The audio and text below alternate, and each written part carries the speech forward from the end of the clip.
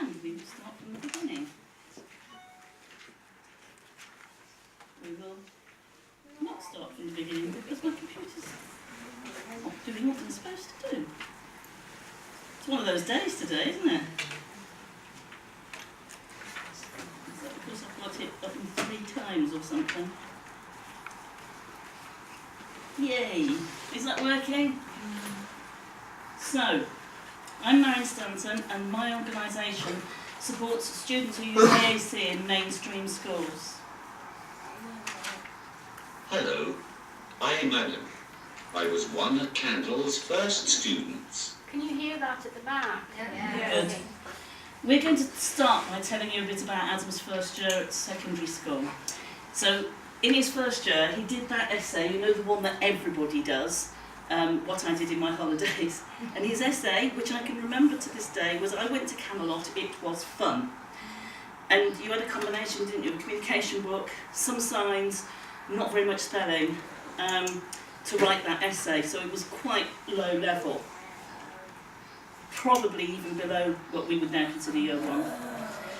Now, you had most initial letter sounds, but you didn't have enough for word prediction to be effective for writing. Now, we need to bear in mind that the vocabulary a 12-year-old needs when they start secondary is quite big, actually. This is the easy vocabulary that they're expected to learn to spell and read and understand. The red words are unlikely to be in any communication system. These are just medium difficulty, with the red words being unlikely to be in any communication system. And these are the challenging ones, with very few likely to be in any communication system. So we're kind of setting people up in a way to fail if we're not very careful.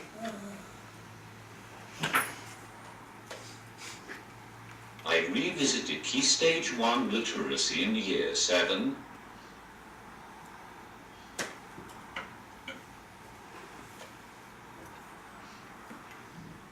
In Year 7, my teaching assistant got me to do some Key Stage 1 worksheets on spelling, grammar and reading, which I feel was very important. I'm more and more finding that actually what happens is there's often a lack of input at Key Stage 1, not necessarily the fault of teachers or the fault of people who are trying to help the young people, because often the setup just isn't there to give the full support. So quite often we're having to revisit Key Stage 1 skills. Can I say something? Yes, please do. I'm Adam's mum, and he did, in primary school, he did do some of the Scope reading project, which some of you might know about, and that was quite helpful in instructing. Essentially, in infant school, we had a teacher who just went, "What?"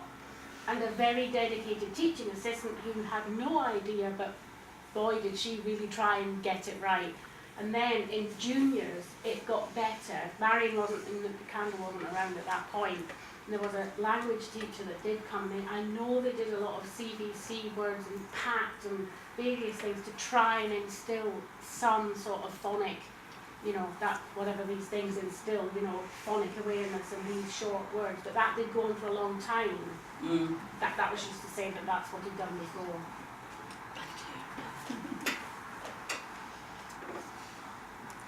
I helped to trial phonics for all. It helped me to visualize the arrangement of letters in words.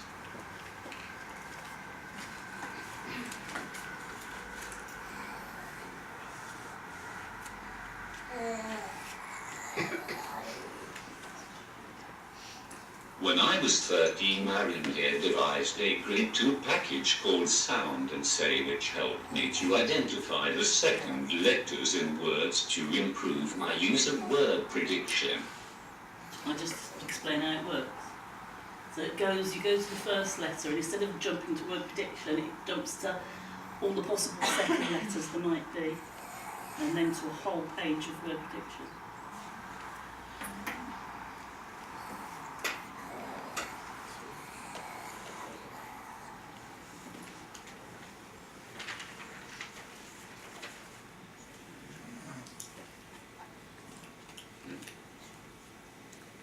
It is commonly known that many AAC users only know the first letter of words, not the structure.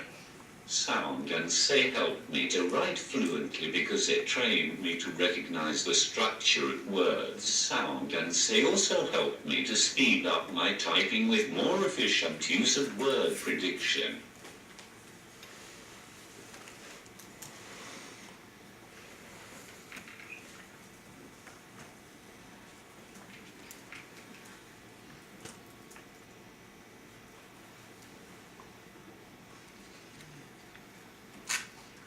In Year 9, I had a really inspirational English teacher who adapted his teaching to suit my assistive technology.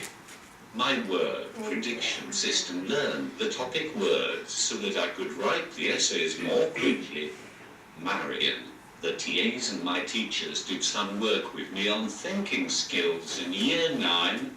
I had to learn inference, holding a thought whilst doing something else, two-stage processes, and establishing the most relevant sources. My maths teacher was particularly helpful with this. My essay on Henry V was the breakthrough. So we'll let you just have a minute or two to read the essay. Here is part of the actual essay. Sorry. We'll let you have a minute or two because it's got quite a big jump from that essay you wrote in Year 7.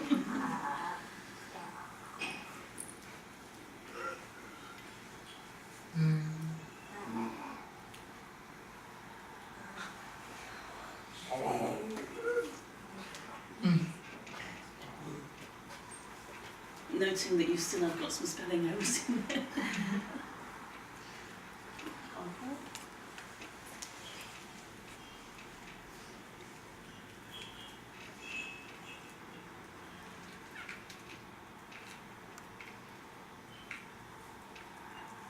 This business of quoting in English, it's become such an important part of the English curriculum that you have to quote things. It was really, really important when we got to Year 10 and 11 to get the exam boards on side and get them enabling us to adapt the exams so that they could be accessed by Adam. We worked really, what we did was we actually analysed how long things took and presented that as evidence. Well, I've heard some really interesting adaptations of exams that have been done today that are taking it a step further than we did, so it's very exciting that the exam boards are coming round to realising that these young people can take exams. Smartbox helped us to put some new features into what was then Grid 2. We managed to get the selecting text to work but not highlighting in colours, but thankfully they don't use colours in the GCSE highlighting anymore. Phew. Adam got a C in his GCSE English, and we really didn't think we were going to get even 2 in the English exam, and getting a C, well, that's brilliant.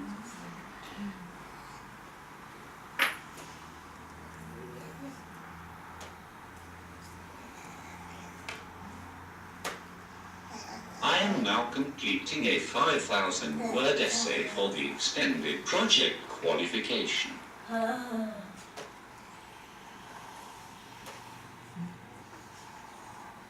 This is the introduction to my EPQ.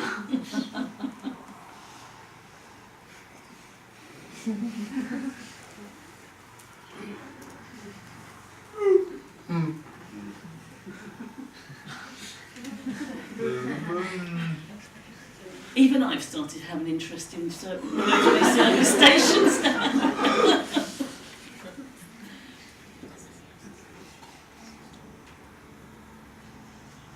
I am directing my own learning. This is an email to my teacher asking for information to pass on to the teaching assistants.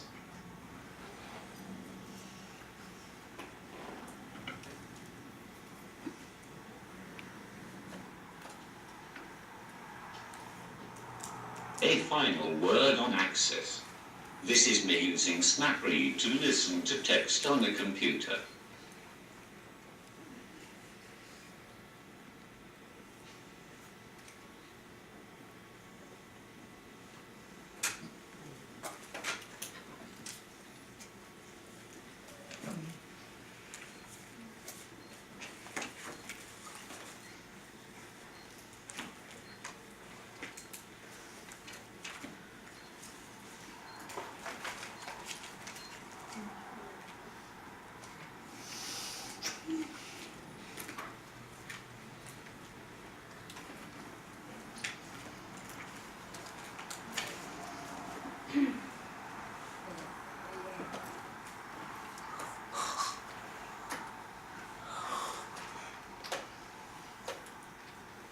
The physics book on grit helps me to revise.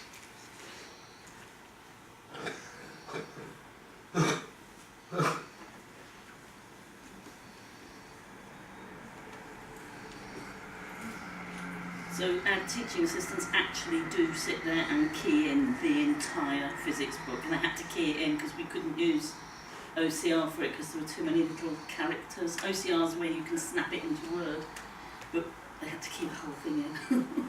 And it was worth it because you're able to just press the button. It's only talking something about physics that none of us, except Adam, would understand. So basically, the point we're trying to make between those two is the more conventional way of isolating text to speak, the text on the screen, is actually more challenging than the more unconventional way of getting it into the communication software so that all you've got to do is press once and listen.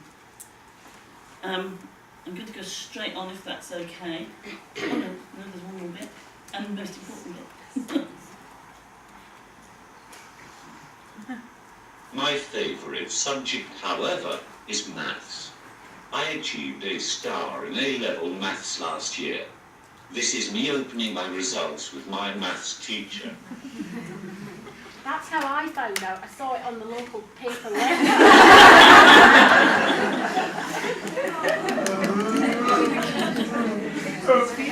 So, moving swiftly on, we've only got 10 minutes. I just want to quickly talk to you about another young lady, that we're working with who's in year 10. We started working with Eddie when she was in year 3, so she had a bit of a head start.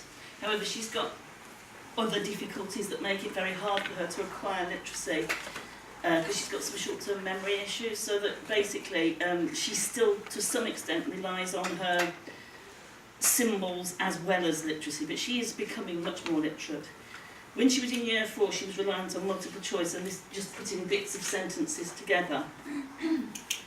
By that time, I'd begun to develop commercial resources for students, and she trialled, as well as Adam, Phonics for All.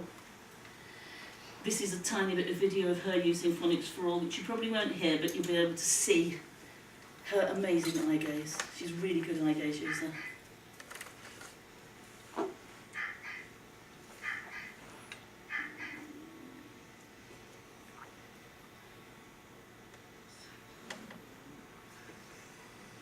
And so on. You've already seen Phonics for All, a lot of you have. We got her starting to do something quite grammatical by doing diary writing, that we kind of forced it from left to right, so that she would get into that convention that you need for writing as well as for communicating. She still likes using sound and say, although she doesn't necessarily need it so much these days. Reading for All, watch this space, is going to follow Phonics for All. I don't know how long after it. And Reading for All is really a grammar programme, a comprehension grammar programme that teaches the students to answer questions in full sentences. Millie generalised it straight into her communication. Can I just say, when she was in year 5, she was in a mixed year 4 to 6 class, outside to year 11. And she was the only one in that class who used to answer every single question in a full sentence. And that was So using communication. Yeah. We were so excited that when she generalised that. So Phonics for All, Reading for All is on 3 different levels. There's a simple level where you just put the sentence together and you've got the answer in front of you. There's the next level that you highlight the words so that you can be helped to read along, and you've got jumbled up answers. And at the highest level, you read the text to yourself and type the answer. And you do use word prediction in it because it's not about spelling, it's about grammar. So I doubt whether you'll hear this, but I'll speak to it. This is me asking Millie what the issue. I'm trying to get her to remember Reading for All, which she does. She's now typing Reading for All. So she must have put that in her long-term memory somewhere.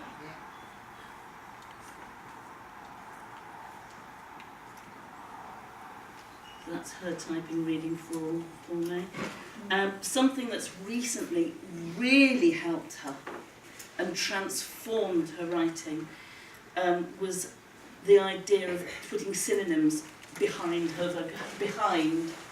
her adjectives page. So when she does the adjectives page now, she'll show you herself. That's me just asking if there's anything recent she can think of, and she'll show you now.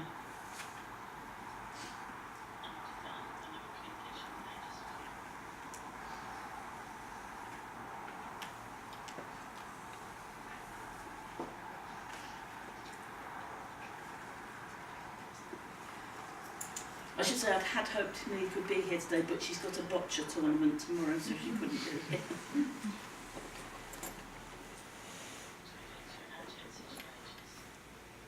And that's her which one's she gone to? Hot. And they're all different meetings, so she can choose a more meaningful, deeper word. So this is her searching through. Oh no, actually, I'd like you to see her doing this.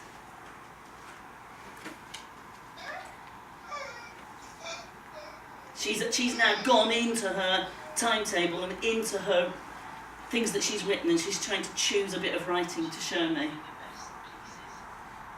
One thing to notice is that we don't scribe for our students, because what we do is we work really hard with their software and their access so that they can do all the work themselves, which also frees up time for the teaching assistants to be preparing the next lesson.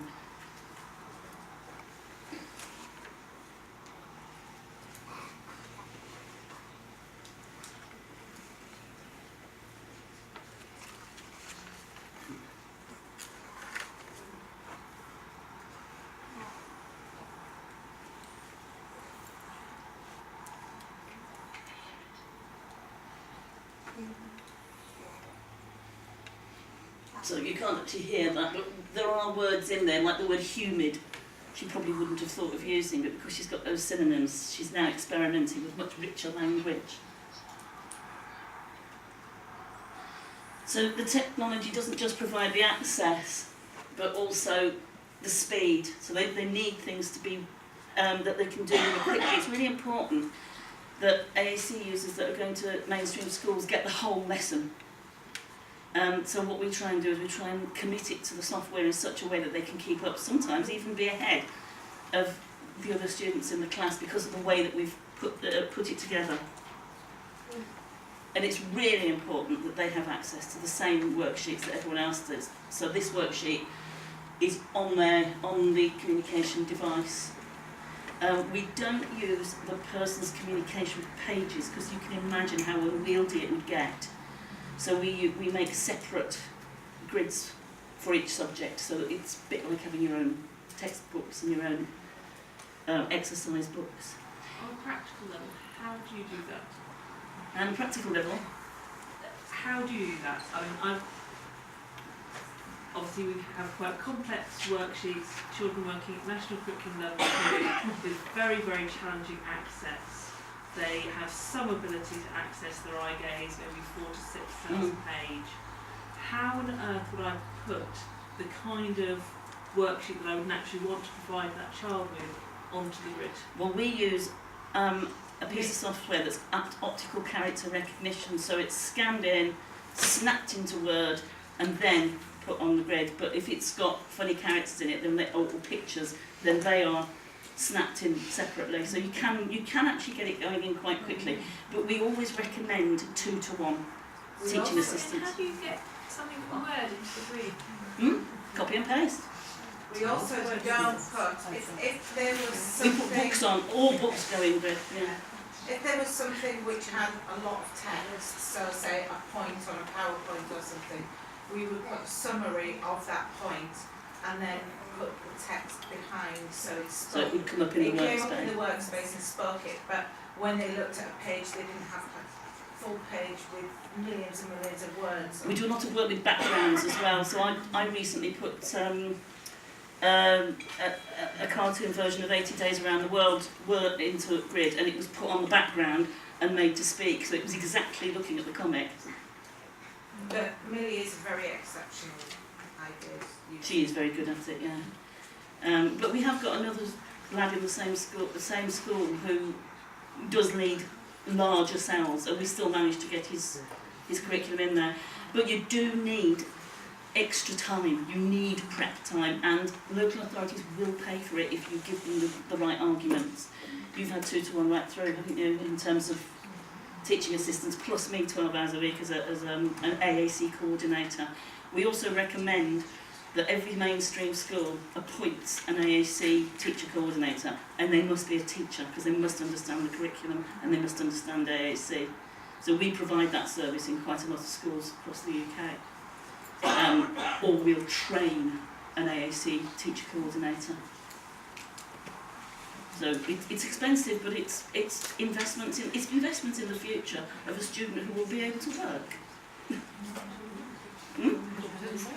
Go to university, like Apple's planning to. Okay.